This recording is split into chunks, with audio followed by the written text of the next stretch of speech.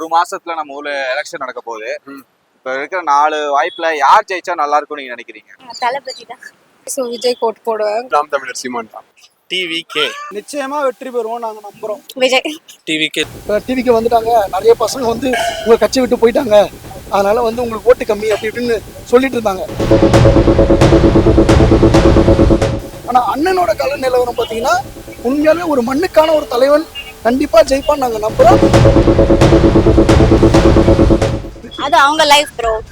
எல்லாருமே ஒரு பக்கம் ஏதாவது ஒன்று பண்ணிட்டு தான் இருப்பாங்க. அதுக்குன்னு போய் குத்தி நோண்டிட்டு இருக்க முடியாது. நீங்க அது பண்றீங்களா இது பண்றீங்களான்னு. அவங்களோட பர்சனல் லைஃப். நீங்க விஜய் மட்டும் கிடையாது, இன்னும் நாளைக்கு பல சினிமா நடிகர்கள் வரலாம். எத்தனை பேர் வேணாலும் இந்த களத்துக்கு வரலாம். ஆனால் அண்ணன் சீமான் அண்ணனை பொறுத்த அளவு எந்த காசும் கொடுக்காத ஆட்சி செய்யலாம் தைரியமா. இலவச பொருள் வேண்டான்னு சொல்லுங்க. ஏடிஎம்கே டிஎம்கே ரொம்ப வருஷமா இருக்காங்க. புதுசா யாராவது வந்து எப்படி இது பண்றாங்கன்னு பார்க்கணும். இப்போ நான் ஒரு லைஃப்ல இருக்கிறேன். நான் ஒரு பொதுசா அரசியலுக்கே நான் வரணும்னு வச்சுக்க, எதாவது சும்மா ஒரு வார்டு நம்பரா கூட நிக்கிறேன்னு வச்சுங்களேன். அது வந்து நான் என்ன பண்றேன், பின்னாடி யாரு கூடயாவது தப்பா பேசினா அதெல்லாம் பார்க்க கூடாது. அதாவது இப்போ வந்து எல்லாருமே அலைன்ஸ் பார்த்தீங்கன்னா விஜய் வந்து தனியாக நிற்கிறாப்புல. ஆமா, அதனால எல்லா கட்சியுமே தனித்தனியாக நிற்குது. அண்ணன் திமுக சீமானை வந்து எப்பவுமே தனியாக தான் நிற்பாப்புல. யாரு கூடயுமே சீமான் சாரை பொறுத்த வரைக்கும் தனியாக நின்று தான் பழக்கம். அவர் தைரியமாக நின்று தனியாக நின்று நம்ம வெற்றி பெறணும் அப்படின்ற ஒரே கொள்கையில் அவளுடையது. மக்கள் அவருக்கு ஓட்டு போட்டு வர வச்சாங்கன்னு சொன்னால் தமிழ்நாடு நல்ல வளர்ச்சி அடையும்னு நம்ம நம்புகிறோம். மக்கள் இப்ப வந்து அவர் கூட்டணியே இல்லாம இங்க ஜெயிக்க முடியுமா தமிழ்நாட்டுக்குள்ள? காசு கொடுக்காம, கூட்டணி இல்லாம. காசு கொடுத்தாதான் தமிழ்நாட்டு ஜனங்க ஓட்டு போடுவாங்கன்ற நம்பி காசுல தான் இருக்கிறாங்க மெயினா. இன்னும் அந்த இன்னும் மக்கள் வந்து காசு கொடுக்காம ஓட்டு போட்டு தான் நம்ம நாட்டை காப்பாற்ற முடியுன்ற ஒன்று ஸ்டாண்டுக்கு இன்னும் வரல மக்கள். இன்னைக்கு அமௌண்ட் கொடுத்துட்டா போதும், நாளைக்கு என்ன விலைவாசி ஏறினாலும் கவலை இல்லை அப்படின்ற மாதிரி இருக்கிறாங்க. ஆனா அண்ணன் சீமான் அண்ணனை பொறுத்த அளவு எந்த காசும் கொடுக்காத ஆட்சி செய்யலாம் தைரியமா. இலவச பொருள் வேண்டான்னு சொல்லுங்க, நம்ம தைரியமா ஆட்சி பண்ணி காட்டுவோம்னு சொல்லி தைரியமா இருக்காப்புல.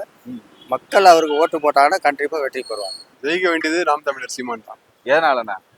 அவர் தான் விவசாயத்தை பத்தி பேசுறாரு, மக்களுக்கு தேவையானதை பேசுறாரு, எல்லா விஷயமும் தெரிஞ்சு வச்சிருக்காரு. தமிழக அரசியல மாற்று சக்தி அவர் தானே இருக்காரு. இப்ப புதுசா விஜய் மாற்றா வந்திருக்காரு, அதை எப்படி பாக்குறீங்க? விஜய்க்கு பெருசா எனக்கு தெரிஞ்ச ஒரு அரசியல் தெரியுற மாதிரி எனக்கு தெரியல. அதனால உங்களுக்கு சீமானா தான். கண்டிப்பா கண்டிப்பா அவரு ஜெயிக்கிறதுக்கான வாய்ப்பு இருக்குன்னு நினைக்கிறீங்களா? மக்கள் ஓட்டு போட்டா யார் வேணாலும் ஜெயிக்கலாம். மக்கள் ஓட்டு போடணும், அவ்வளவுதான். மக்கள் வாக்களிச்சா ஜெயிப்பாங்க. எதனால நான் சீமானாக்கா ஓட்டு போடணும்?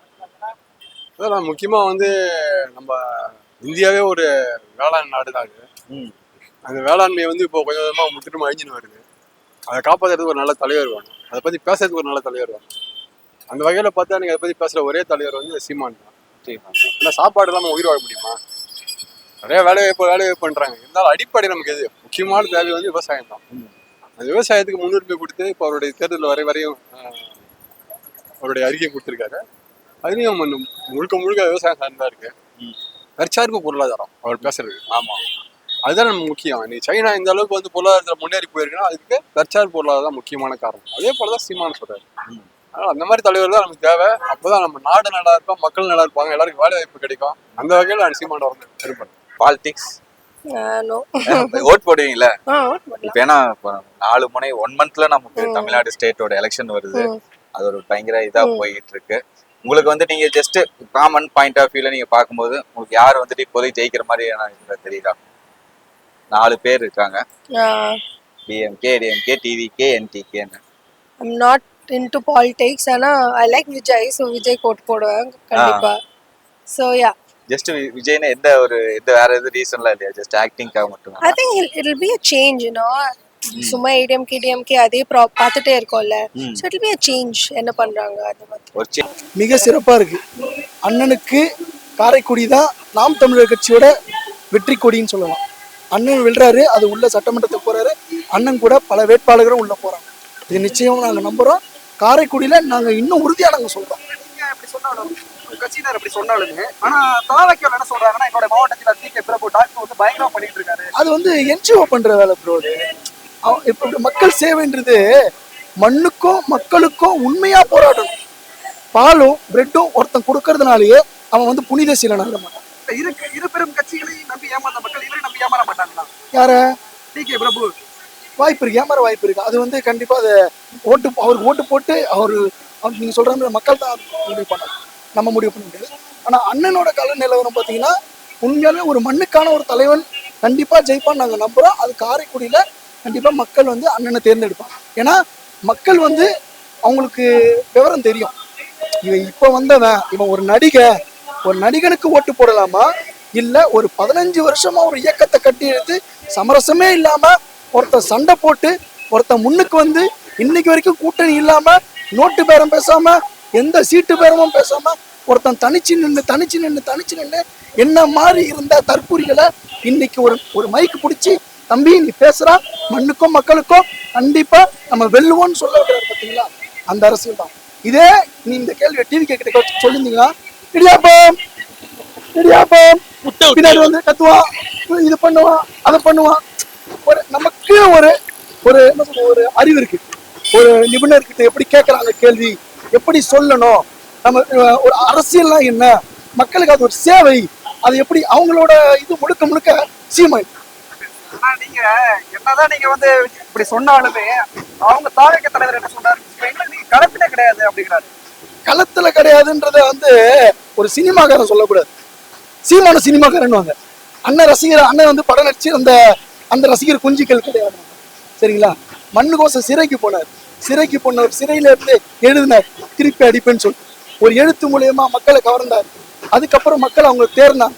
ஒருத்தன் தனிச்சு நின்று உணர்வுபூர்வமான ஒரு அரசியல் எடுத்துட்டு வந்தார். சாதி மதமா கிடைஞ்சிருந்த மக்களை தமிழன்னு சொல்லி ஒட்ட கோட்ல நிப்பாட்டினவர் தான் அண்ணன் செந்தமிழ் சீமான். அதனால நடிகருக்கும் தலைவனுக்கும் ஒரு வித்தியாசம் இருக்கு. அதனால வந்து விஜய் வந்து சொல்லலாம், விஜய் வந்து அவர் சொல்லி கூட்டத்தை குஷி பண்ணணும்ல.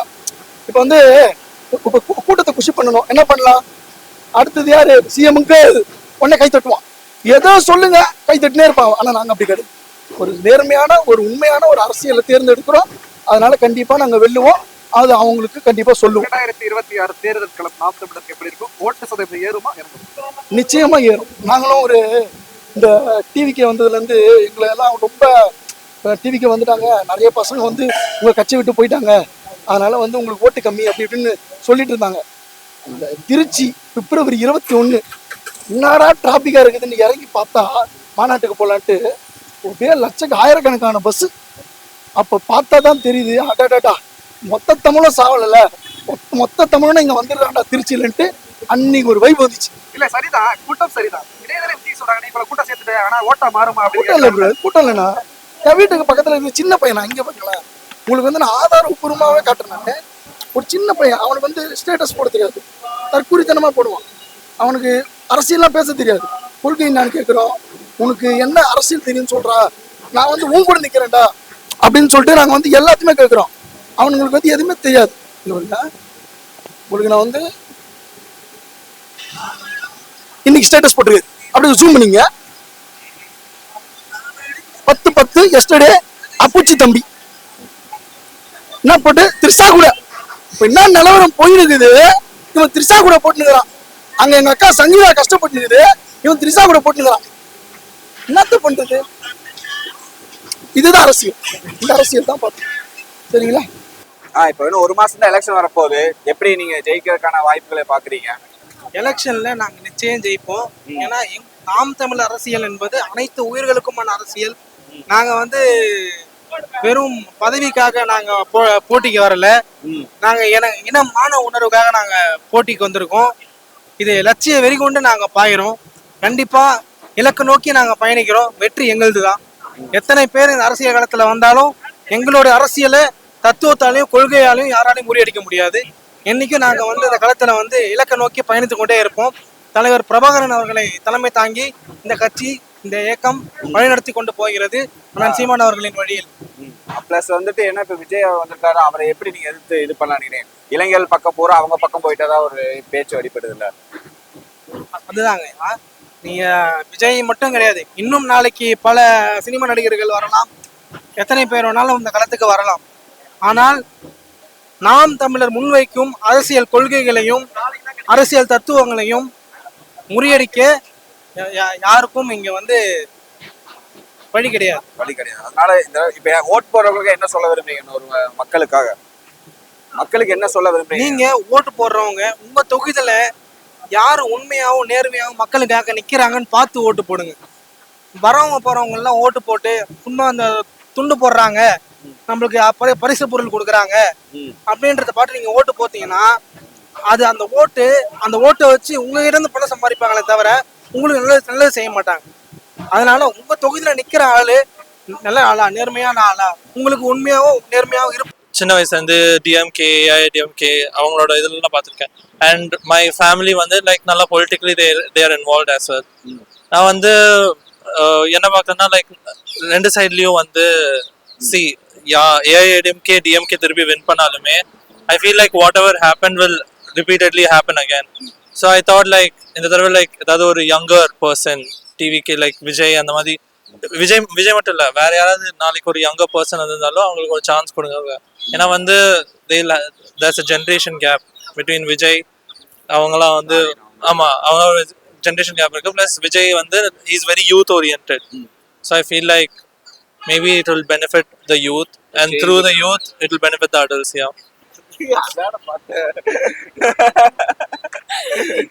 என்ன ரீசன்?